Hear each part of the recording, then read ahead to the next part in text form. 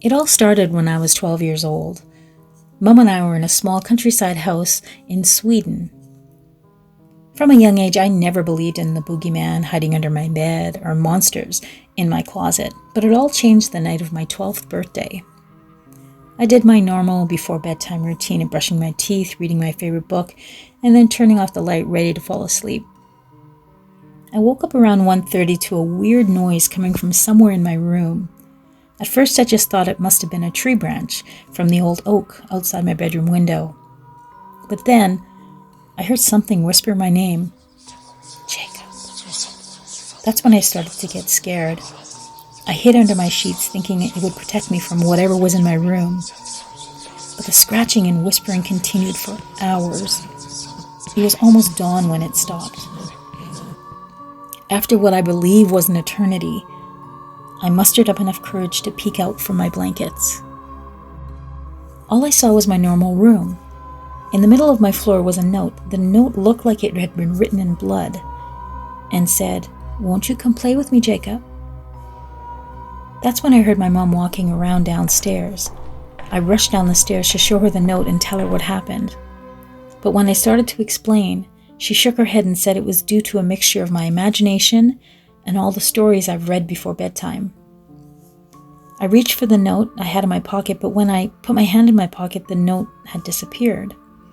I stood there dumbfounded over how the note could have vanished. Every night without exception, since I was 12, I've heard that voice whispering, calling out to me from my closet. One night, when I was home alone, I decided I had enough of the constant whispering and scratching.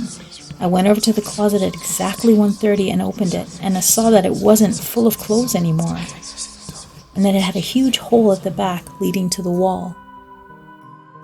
That's when I saw it for the first time. The thing, the monster that had haunted me for the last 5 years. A large and skinny man with a top hat and a permanent smile that went from ear to ear. When it saw me, it walked slowly toward me. In a panic, I closed the door and started to run out of my room. I was halfway down the stairs when I heard my closet door slamming open, like the hinges had been ripped off. When I was all the way down the stairs, I looked up to see if that thing had followed me. What I saw was something that would haunt me for the rest of my life.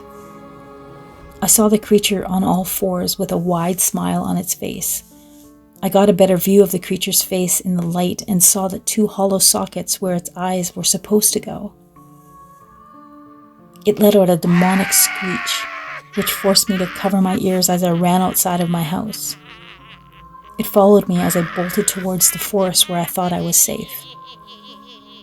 As I ran from what felt like miles, I could still hear that creature screech as if it was right behind me.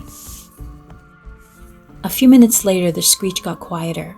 That's when I took the opportunity to hide behind a fallen tree. I waited for what felt like hours when I remembered that my mom would be home soon. I ran as quickly as I could towards the direction I thought was leading to my house. But after being lost for hours, the dawn finally came and I found my way home. But when I got to the house, I saw a tall silhouette with a top hat that was waving to me from my living room window. My stomach sank when I saw my mom's car wrecked on the driveway. I saw a trail of blood leading towards my front door. I walked inside to see blood and flesh that was shredded all over the hallway and kitchen. When the police came, they didn't believe my story and arrested me for the murder of my mother. This was 25 years ago, and now I'm a free man. I went to therapy for my trauma for that night, but I always remember that silhouette waving towards me. But my son recently started complaining about scratching and hearing whispers from his closet.